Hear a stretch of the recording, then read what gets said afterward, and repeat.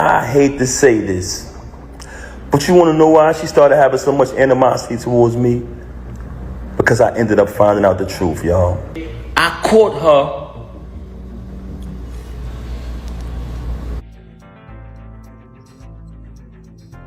with this individual in our house while my daughter was on the bed with them.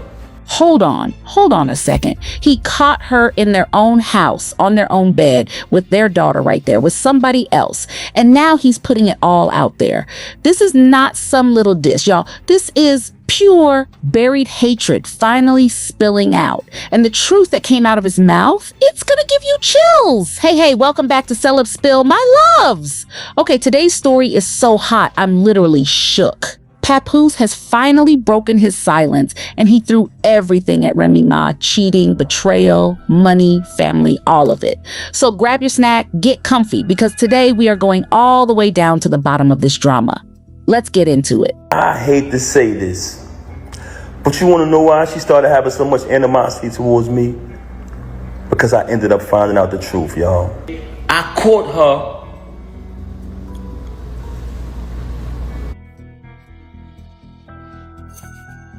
with this individual in our house while my daughter was on the bed with them. Ended up catching it. And I don't even want to bring my stepson in it because I know his situation is very serious and I love him. And I love my son the same. I love both of them. But I love my stepson like he my real son because I raised him. Always took care of him. Everything he went through, I was the one who was there for him. Even right now, in the situation that he's in, I went to visit him. You didn't even visit him. So for a person who know what it was to be behind that wall, you didn't even visit him. You waited till I visit him, then you went to visit him. And you know what? People bear witness to that. So Papoose says all the animosity started the day he found out the truth. He caught her in their house with someone else while their daughter was right there on the bed. And baby, he did not stop there. He pivots straight to his stepson, saying, I raised him like my own. I went behind that wall to visit him, but you didn't go until after I did. Now let's be real. Opening on a bomb like that is almost too much to handle. And the way he keeps repeating, people bear witness to that. He's telling us he's got a whole lot more left in the tank. Like I said, scroll down my page, you see pictures of me with my son. You see videos in the past. Now, as a parent, as a real parent who raised their child from when they're young till they get older, we all know it's two different things. It's not the same.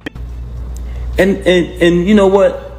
People bear witness to that. But let's keep it moving.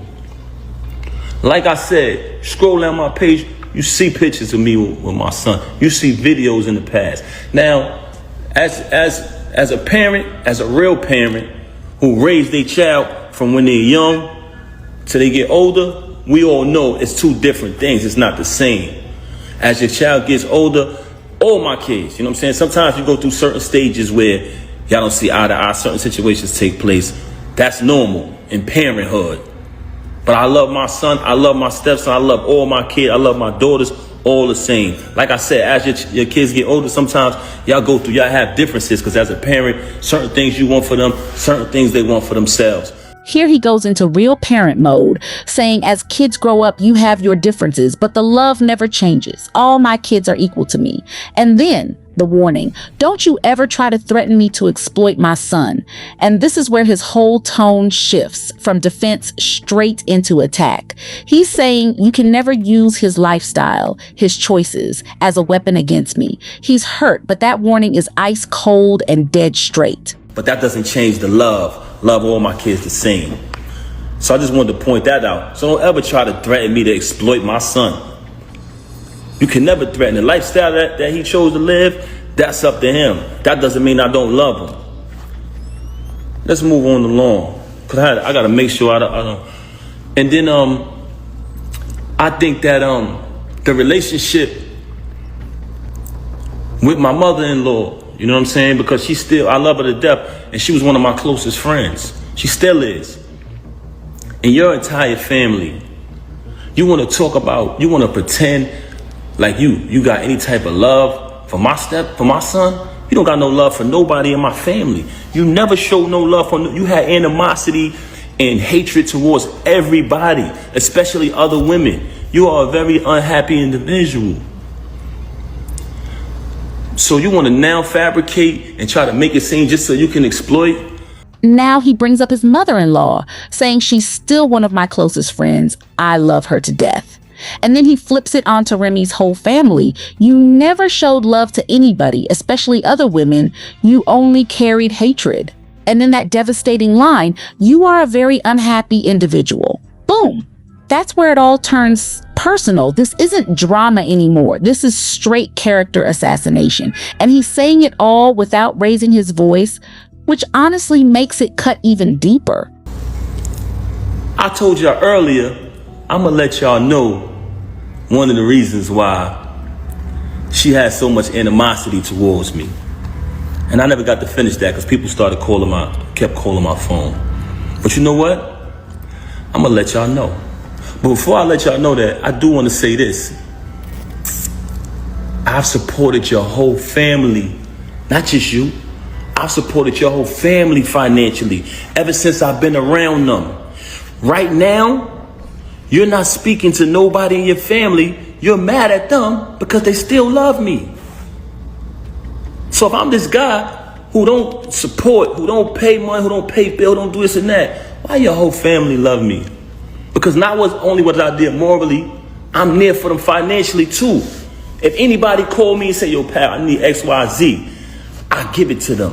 Ask, and I'm talking about her family. Call them and ask them. Anybody from anywhere where her family live, ask them about Papoose. Ask them, did I ever deny them anything? Ask them, will I give them the shirt off my back if they ever in time of need? Now the money and betrayal game really kicks off. Papoose says, I didn't just support you. I supported your entire family financially. Anytime anybody needed anything, I never said no. And now that same family isn't speaking to you because they still love him. Think about that for a second. If he was really so terrible, why does her own family have his back? That's the angle that stings everybody. Money, loyalty, and ingratitude. And he throws down the challenge. Go on, ask them yourself. But the fact that you fabricating these stories about my character, I gotta do it. Also, what I wanted to address. Throughout the duration of me being home with my child, when you abandoned my child, so you could go stay in an apartment that you got 40 minutes away from my house, I can literally post the address up here. She went and got an apartment between her and this lane, 40 minutes from my house, ran back and forth there every other day, lying, saying she not with the dude anyway. You went and got this apartment 40 minutes away from my house. And so the main reason why she started to have animosity towards me was this. One day, because every birthday, we celebrate birthdays together as a family. Every holiday. Guess what, y'all? Very consistent with what I said earlier. Y'all seen it. If y'all scroll down my page, if you got time, everything is there. It's in order.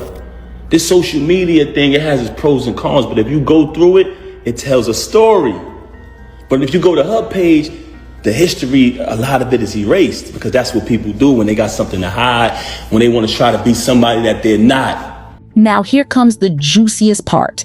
He alleges she got a secret apartment 40 minutes away from his house just to meet up with this lane, all while denying she was with the dude at all. And then he says he could literally post the address right there. And the receipts don't stop. He says her whole social media history got erased because when somebody's got something to hide, that's exactly what they do. They wipe their past. That one line alone tells you the whole story.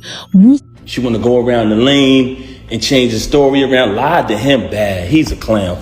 Lied to him. He on the recording just saying a bunch of untrue stuff. He's an airhead. I just played her saying that she would have been done with him if I would have knocked him out. Guess what, y'all? He's still going to deal with her because he's a bum. The league is hers. It's not his. She threatens him anytime he get mad. Oh, I'm taking my ticket down. You sleeping with this girl? Take it up. I got all of that document. That's neither here nor there. I told y'all I was going to let y'all know why she got so much animosity towards me. So the reason why she got so much animosity towards me is because when you find out the truth about a person, they will start to resent you.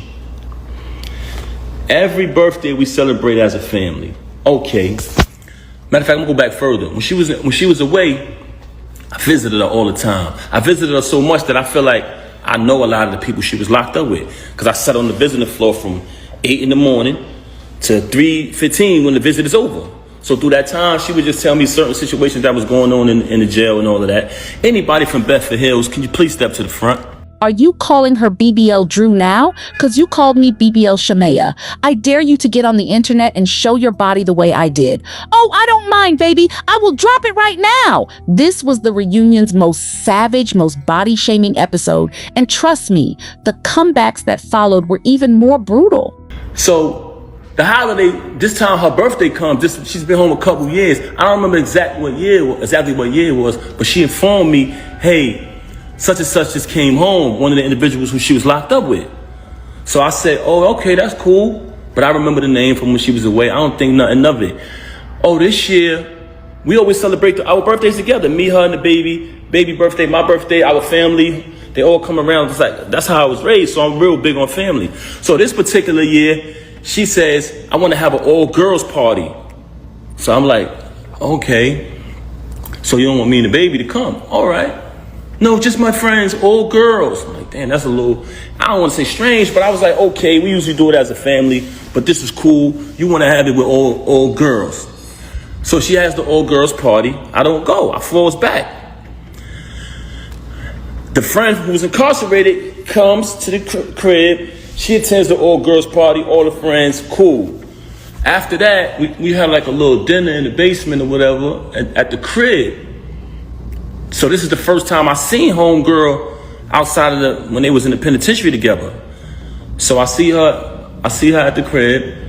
And now the final slow burn. Every single year they celebrate birthdays as a family. But this time, out of nowhere, Remy says she wants an all-girls party. No Papoose, no baby. And then that incarcerated friend, the one whose name he'd been hearing since her prison days, shows up at the house. And then he just stops. The biggest twist of the whole story gets cut off right at the moment everything was about to blow open. And you gotta wonder, what exactly went down at that party? So my celeb spill, family, that was the whole story. And be honest with me, whose side are you on? Papoose laid his case out with so much confidence it's hard not to believe him. But we all know there are two sides to every story, and Remy's response is still out there waiting. So drop a comment and tell me exactly what you think. Who's telling the truth here? If you love this tea, smash that like button, subscribe to the channel, and don't you dare forget that bell icon because you do not want to miss the next update. I'll see you in the next spicy story.